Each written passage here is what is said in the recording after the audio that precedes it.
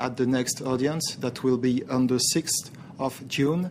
And at this time, Dominique Strauss-Kahn will have the option either to plead guilty or to plead not guilty. My guess is that with respect to the beginning of the strategy of defense, I'm guessing he will plead not guilty, and then the pre-trial and the trial will go on. Now, if things go all the way to a full trial, it will be his word against the word of that chambermaid from the hotel. Well, I think there will be more than that, because actually there's forensic evidence. Yeah, forensic evidence, and the accusation team, the prosecution, is starting to build up the case. What Mr. Connell said yesterday is that they had very substantial evidence. On the 6th of June, he will have this option, and then, the defense team will have access after the 6th of June and the formal arraignment after indictment. The defense team will have access to the case, to the materials, and during that time, Dominique Strauss-Kahn will have the option, before the trial, at any time, to choose to opt out and to plead guilty. All right, and enter that settlement with the prosecution. Not a settlement. It is a plea Technically, bargain, in fact. it's a plea bargaining, but then a judge will decide on the sentence. All right, so pleading guilty in exchange for a lighter sentence. Yes, right. Just a quick reminder to our viewers, we will be going back to New York as soon as possible, where we're hearing Dominique Strauss-Kahn is currently leaving Rikers Island jail. This after the New York judge ordered him to be released. In the meantime, going back to you, Mr. Schmitt, would you be optimistic in the place of Mr. Strauss-Kahn's lawyers with the forensic evidence that's being analysed and the prosecution saying they're building a substantial case? What sort of strategy would you adopt in their place? Well, basically, that's a case of poker, because if I was in the defense team, I actually don't know about the materials that they have. I understand that they have pretty much substantial DNA evidence. I would wait on the 6th. I would plead not guilty. I will analyze all the materials that the accusation is going to bring. And then in the meantime, during the pretrial motions, I will choose my best option. But right now, if I was in the place of the defense team of Dominique Strauss-Kahn, I would just wait. And I think that's what they intend to do, actually. Plead not guilty until the very last minute, until they have the maximum amount of information on the case the prosecution is building. This case has given rise to a lot of mutual criticism on both sides of the Atlantic, a lot of commentary on the American judicial system versus the French judicial system. You know both of them. You've worked in both of them. What's your assessment of the way this procedure is going so far in the United States? For instance, your assessment of the perp walk Dominique Strauss-Kahn was subjected to, which shocked many people here in France. I don't think that we have that many lessons to teach as French people to Americans. Actually, I've lived in both countries, lived and worked in both countries. A perp walk, that's part of the game. And if you compare it to what we have in our, for instance, Paris Correctional Courts, in the 23e Chambre of the Correctional Court, that's pretty much the same. Some of the time you have people that are arraigned without seeing any lawyer.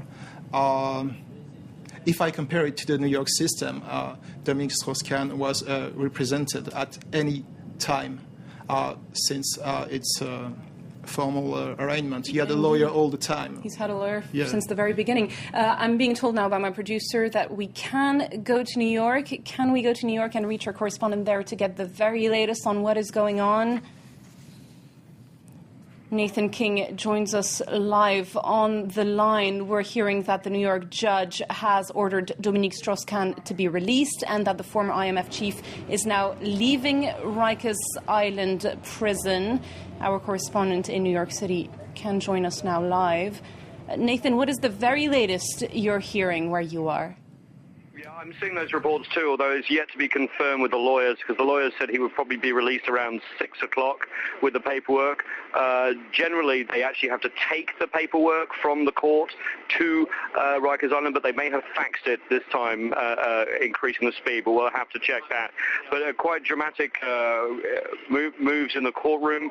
It looks like the security guarantees that the defense, Dominic Strauss-Kahn's lawyers, put in place satisfied the judge, although he was a little bit worried that they haven't been able to rent a more permanent residence for him. He will stay in the ground zero area of Lower Manhattan that we've seen so much of on the news recently. He will stay in temporary accommodation for about 3 to 4 days while they try and find him another apartment. Remember, he was meant to stay at the Upper East Side swanky apartment complex of the Bristol. That fell through largely because of a lot of media attention on the building. Lots of guests didn't like that, and so therefore he will now be housed in an apartment in Lower Manhattan near Ground Zero in the very secure area of the Ring of Steel, which grew up after the 9/11 attacks nearly 10 years ago. He won't be allowed to leave this apartment, this temporary apartment, and the judge was a little bit worried about the fact that there were no cameras at the front entrance of the apartment, but he trusts the security company that's going to put all this in place. When he does find a more permanent residence, he will be allowed visitors, up to 4 at a time, but he of course will be wearing his electronic tag at all times. There will be guards there, and guards will be able to refuse entry from any visitor if they so decide. The judge also wants an affidavit within 24 hours from Dominic Strauss-Kahn that says that he agrees to the bail terms, and that if he goes against that or the orders of the court, that his bail terms will be revoked. Interestingly, the district attorney, the prosecutors argued against bail, saying that proper security had not been put in place yet, and it was really about the comfort of Dominic Strauss-Kahn rather than the orders of the court. But the judge said, look, I've already decided he can post bail. I think I'm going to trust the company, but obviously they're going to review the situation as it develops. And of course, earlier in the day, we got the news that Anne Sinclair, Dominic Strauss-Kahn's wife, actually wired $5 million cash to get the bail bond, as well as them paying $1 million cash as well up front. So $6 million in cash has gone from the Dominic Strauss-Kahn family to the Court of New York to guarantee his release, as well as all the other measures. And I want to add this, that it's going to be paid for by Dominic Strauss-Kahn and his family. Estimates range up to $200,000 a month it's going to cost them to keep him out of jail. But after seeing the condition that Dominic Strauss-Kahn was in and hearing about his psychological condition when he entered in the first night in Rikers Island, I think the family will believe it's a small price to pay, considering they have considerable means anyway. All right, well, thanks very much indeed for that update from New York City. Our correspondent there, Nathan King. Just a reminder to our viewers, we are waiting for Dominic Strauss-Kahn to leave Rikers Island prison. This after the New York judge ordered him to be released. He will be going to a temporary home where he will be held under house arrest.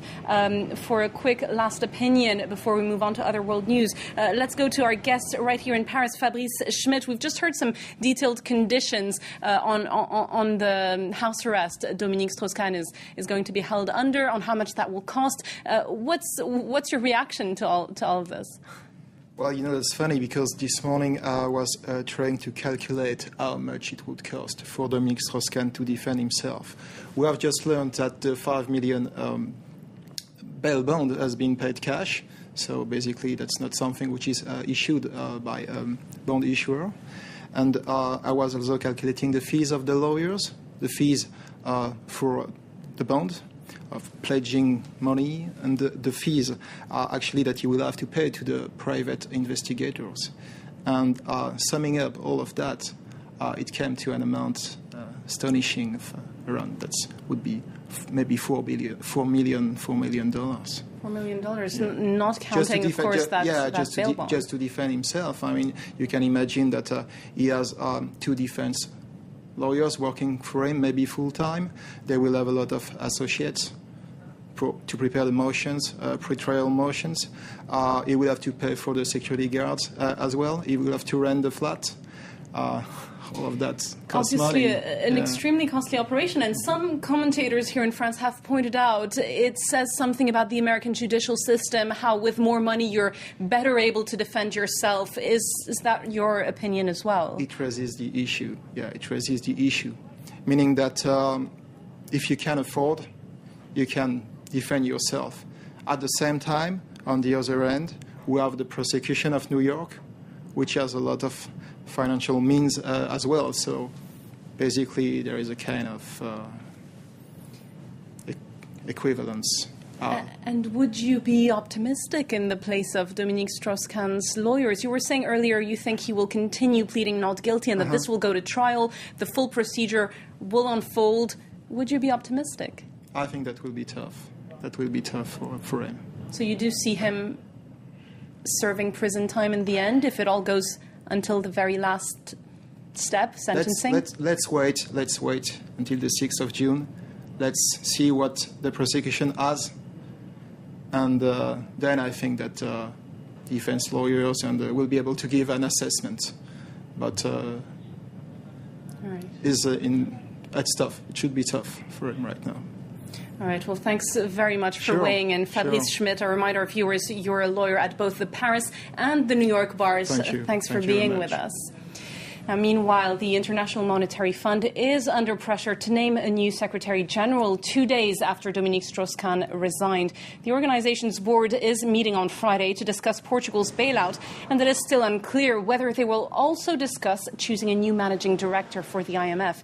Speculation is rife, at any rate, over who could come to replace DSK, as he is known here in France. The top name on everyone's lips is that of France's current finance minister, Christine Lagarde. Germany's Angela Merkel all but endorsed Lagarde today, saying she rated her highly as a candidate for the IMF. Just a quick reminder to our viewers, if you are just joining us, we're currently waiting for former IMF chief Dominique Strauss-Kahn to leave Rikers Island prison in Manhattan. You can see some live pictures there of that detention facility in